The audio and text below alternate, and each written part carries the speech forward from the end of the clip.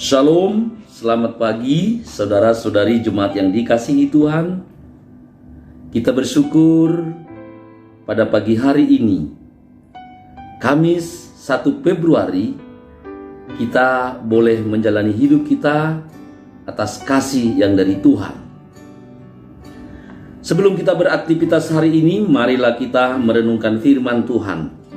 Namun sebelum kita merenungkan firman Tuhan, marilah kita berdoa. Bapa di dalam sorga, terima kasih Tuhan untuk hari ini. Tuhan masih memberikan nafas kehidupan dan kami boleh bangun dari tempat tidur kami masing-masing dan menyambut hari ini. Sebelum kami beraktivitas hari ini Tuhan, kami ingin terlebih dahulu merenungkan firman-Mu. Urapilah hamba-Mu agar dapat menyampaikan kebenaran firman-Mu.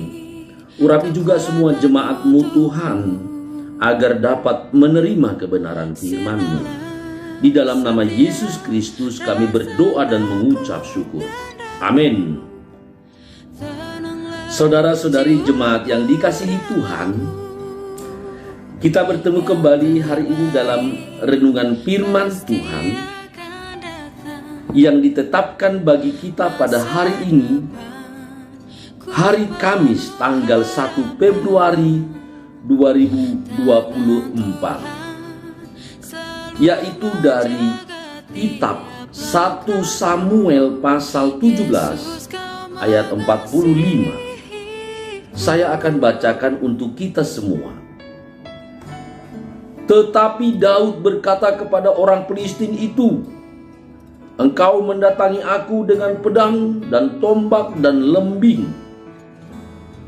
Tetapi aku mendatangi engkau dengan nama Tuhan semesta alam, Allah segala barisan Israel yang kau tantang itu." Demikian pembacaan firman Tuhan. Saudara-saudari jemaat yang dikasihi Tuhan, pasal 17 dari 1 Samuel ini adalah kisah yang sangat terkenal dari perjalanan seorang pemuda Israel bernama Daud. Dalam satu kisah ini kita begitu terharu, saudaraku, atas iman seorang muda yang masih belia, yaitu pemuda yang berasal dari sebuah kota kecil Bethlehem, anak seorang Israel yang bernama Isai. Pada peristiwa di pasal 17 1 Samuel ini, orang Israel sedang mengalami tantangan dan ancaman yang begitu menakutkan dari pasukan besar orang Filistin. Mereka telah bertemu pasukan besar, pasukan orang Filistin. Dan dari salah satu orang pasukan itu, ada seorang yang begitu gagah perkasa, bernama Goliat. Dia menantang orang Israel. Siapapun yang dapat mengalahkan dia, maka orang Palestina akan menyerah dan tidak lagi akan mengganggu bangsa Israel. Semua orang ketakutan, saudaraku. Bahkan Saul yang menjabat sebagai raja pada masa itu begitu takut, dia gentar, saudaraku. Karena Goliat adalah seorang pendekar yang gagah perkasa, tinggi, saudaraku, melebihi postur tubuh banyak orang. Tetapi tampillah seorang pemuda yang gagah perkasa, yaitu Daud, seorang gembala dari kota kecil Bethlehem, yang kehadirannya sebenarnya ke sana atas perintah ayahnya untuk melihat apakah ketiga orang kakaknya yang ikut bertempur pada itu masih sehat atau masih hidup. Lalu Daud menawarkan diri bahwa dia bisa mengalahkan Goliat dengan iman dan serta pengalamannya yang begitu luar biasa saat menggembalakan kambing domba ayahnya. Dia maju bertempur. Dan inilah perkataan iman Daud pada waktu itu. Ketika Saul mengolok-olok dia dan menyamakan Daud sebagai orang yang tak berdaya. Lalu Daud menyatakan pernyataan iman yang luar biasa ini, saudaraku. Dia berkata, "Engkau mendatangi aku dengan pedang dan tombak dan lembing, tetapi aku mendatangi engkau dengan nama Tuhan semesta alam, Allah segala barisan Israel yang kau tantang itu."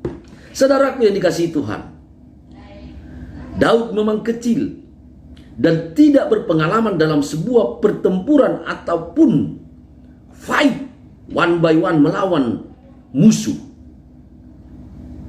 Tetapi dia datang dengan mengandalkan nama Tuhan.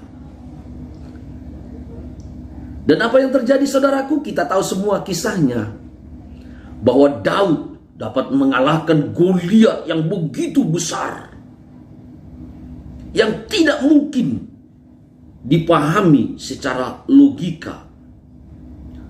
Sebab hanya dengan umban dan sebuah batu yang dari kali, Daud, anak muda yang tak berpengalaman itu, dapat merubuhkan dan menjatuhkan Goliat hingga binasa.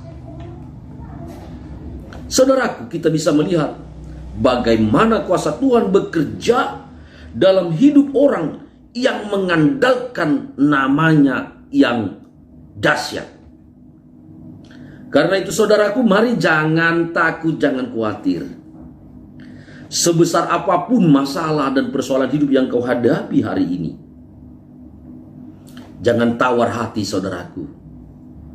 Jangan putus asa dan jangan takut, saudaraku. Sebab kita punya Allah yang luar biasa.